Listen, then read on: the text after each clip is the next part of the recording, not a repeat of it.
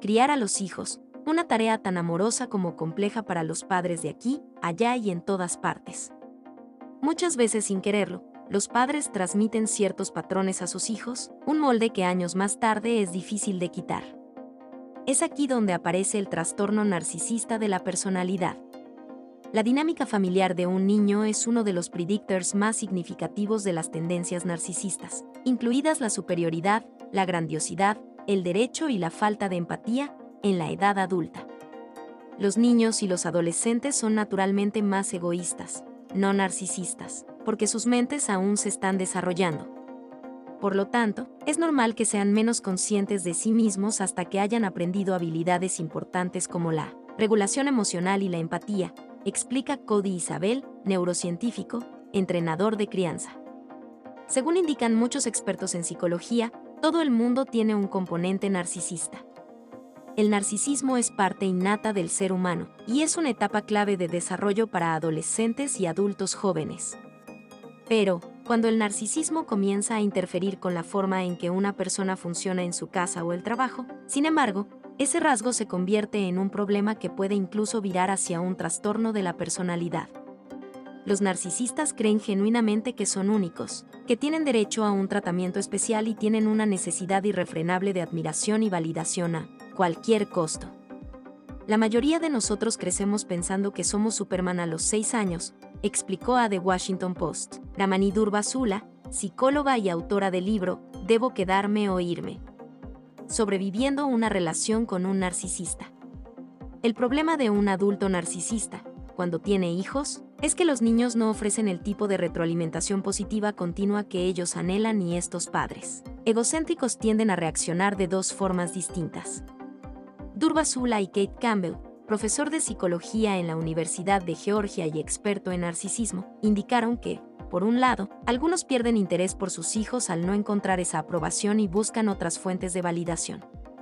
Por otro lado, otros narcisistas ven a sus hijos como un reflejo de sí mismos y se vuelven padres helicóptero, hiperactivos y controladores.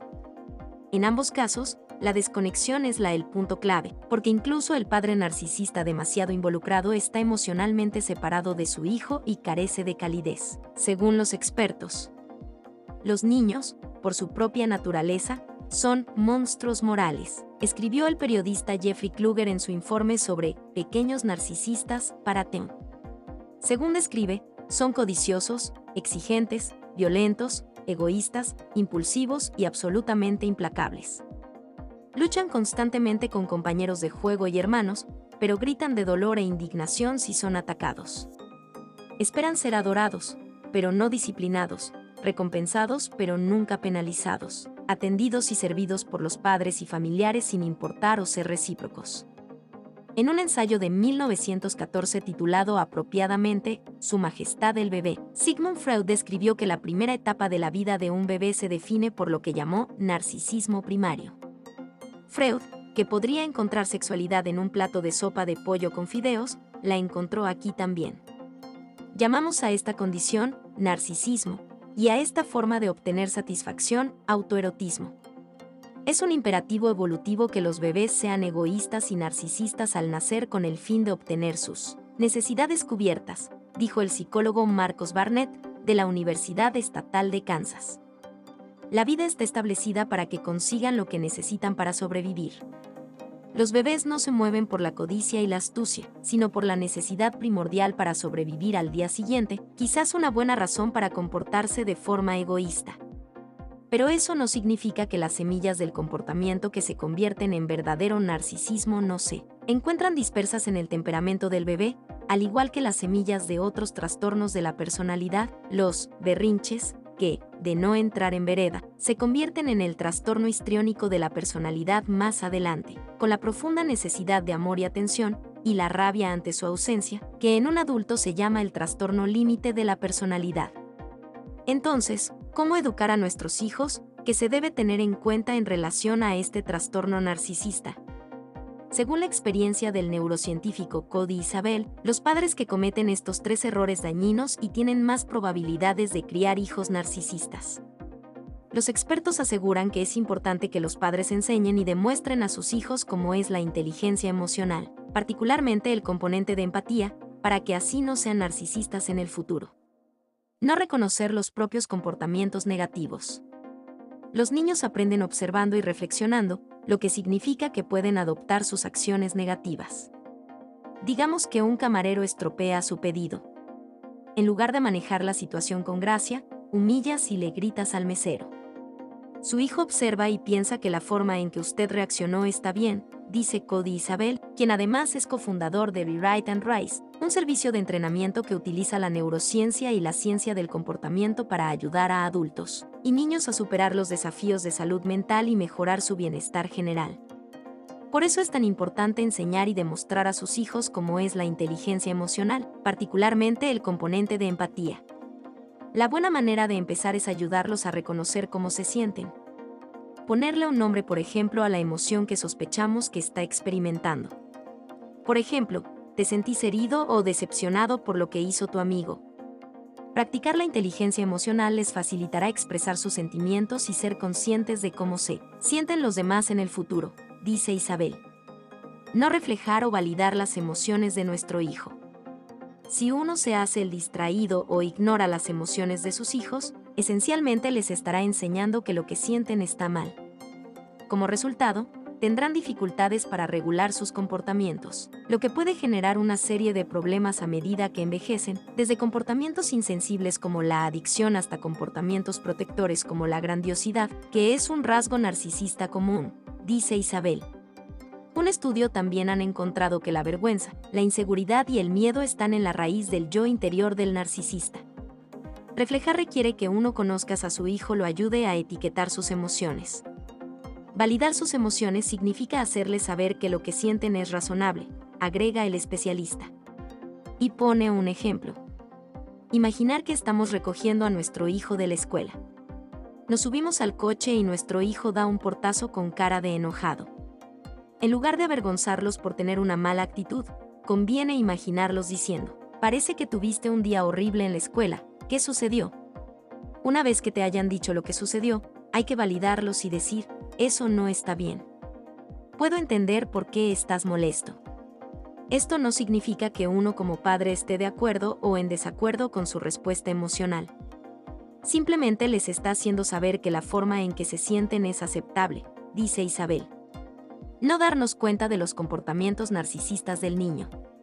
Si su hijo se enfurece en público porque no se sale con la suya, no deje que suceda. En situaciones como esta, no necesita avergonzar a su hijo, pero es importante sacarlo de la situación, dice el experto, quien recomienda hacer 3 preguntas: ¿qué sucedió? ¿Cómo te sientes? Y ¿cómo crees que tu reacción está haciendo sentir a la otra persona o a las personas que te rodean? En lugar de aceptar su disfunción emocional, los está ayudando a flexibilizar sus habilidades de empatía, conciencia social y regulación emocional, todo lo cual es esencial para desarrollar la inteligencia emocional, dice el neurocientífico. Ahora bien, ¿cómo podemos saber cuando nuestros hijos muestran comportamientos narcisistas? Hay varias pruebas que se pueden hacer.